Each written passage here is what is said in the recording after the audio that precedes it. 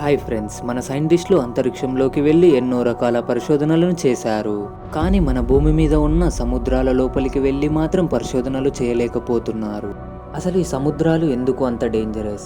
మన సైంటిస్టులు ఎందుకని ఆ సముద్రాల లోపలికి వెళ్ళి పరిశోధన చేయలేకపోతున్నారు అనే విషయాలని ఈ వీడియోలో మనం తెలుసుకుందాం.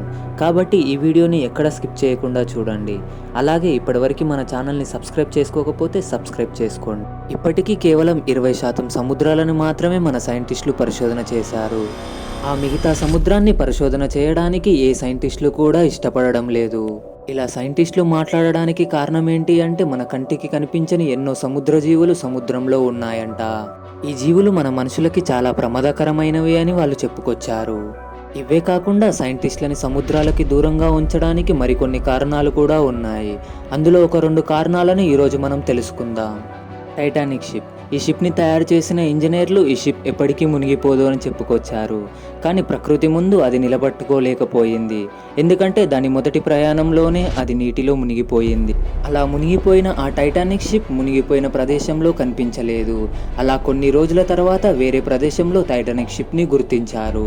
టైటానిక్ షిప్ని గుర్తించిన ప్రదేశంలో ప్రెషర్ ఎంతగా ఉంది అని అంటే, 1 సెకండ్లోనే మనిషిని ముక్కలు ముక్కలు చేసే అంత ప్రెషర్ అక్కడ ఉంది.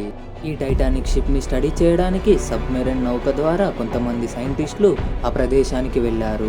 కానీ దురదృష్టవశాత్తు అక్కడ ఉన్న ప్రెషర్ వల్ల వాళ్ళు కూడా అక్కడ చనిపోయారు. సైంటిస్టులు పరిశోధనలు చేయకపోవడానికి ఇదొక కారణమైతే, బెర్ముడా ట్రయాంగిల్ కూడా మరొక కారణం. ఈ బెర్ముడా ట్రయాంగిల్ ప్రదేశం నుంచి వెళుతున్న ఏరోప్లేన్స్, హెలికాప్టర్, షిప్స్ చాలా వరకు అదృశ్యమయ్యాయి. ఇలా ఎందుకు జరుగుతున్నాయో సైంటిస్టులకి అర్థం కాలేదు.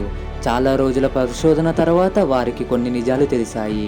అసలు ఈ బెర్ముడా ట్రయాంగిల్ అంటే ఏంటో పూర్తిగా తెలుసుకోవాలి అనుకుంటే మన ఛానల్లో ఫుల్ వీడియో అప్లోడ్ చేశాను. ఒకసారి దాన్ని విజిట్ చేసి చూడండి. Thank you. ఈ వీడియో మీకు నచ్చినట్లయితే లైక్ చేయండి, షేర్ చేయండి, సబ్స్క్రైబ్ చేయండి.